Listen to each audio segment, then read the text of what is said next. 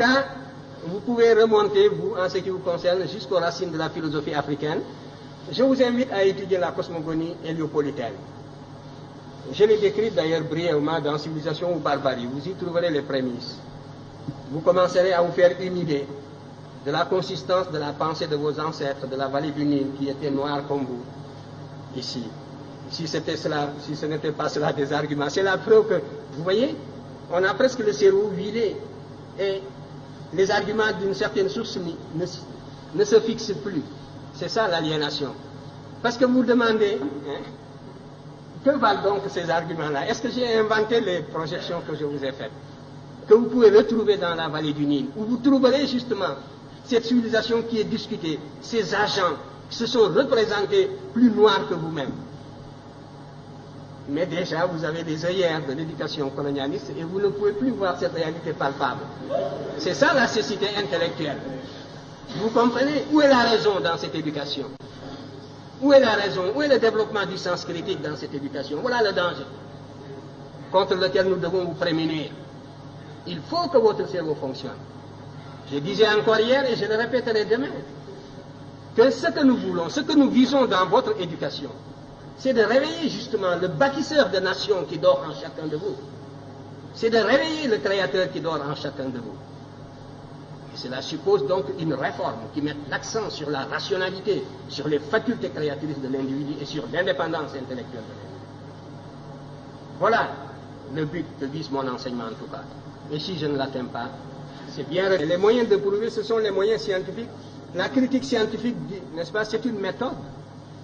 Moi, j'ai utilisé tout l'arsenal des méthodes d'investigation et des méthodes de preuve.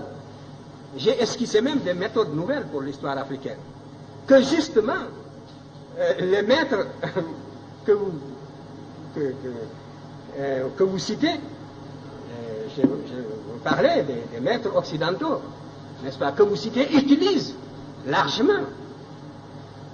Parce que le paradoxe, c'est que tout cela dont vous parlez, ils sont coincés aujourd'hui. Parce qu'il n'y a que cette voie pour renouveler la science historique, et c'est moi qui vous le dis. Et ils sont coincés dans leur propre développement idéologique, et ils ne savent plus comment se dégager de la position inconfortable où ils se trouvent intellectuellement. Ils sont confinés dans des positions idéologiques indéfendables. Et il vous suffirait de fournir un peu d'effort, d'acquérir la connaissance directe pour les dépasser. C'est moi qui vous le dis. Alors, ils voudraient bien sortir de cette position pour récupérer cette littérature. Mais, sans nous citer, bien sûr, mais tout cela est extrêmement difficile. La cause est entendue depuis longtemps. C'est de cela que je voulais vous parler. Vous dites que aussi longtemps qu'on ne reconnaîtra pas, mais on reconnaît déjà. Et maintenant, c'est la conspiration du silence. On n'attaque plus parce qu'on n'a plus d'arguments pour attaquer. Et ce n'est pas le désir qui leur manque, vous le savez bien. Ils nous auraient sciés, ils nous auraient foudroyés s'ils pouvaient déceler la moindre incohérence depuis le temps. Mais maintenant, c'est le silence, c'est la conspiration du silence, c'est la médisance dans les salons, c'est les apartés avec les étudiants. Donc voilà, à 3 reprises, l'Afrique apporte les éléments de la civilisation au monde, et ces éléments diffusent dans le monde, et pourtant l'Afrique continue toujours, passe toujours pour un continent fruste qui n'aurait rien apporté aux autres.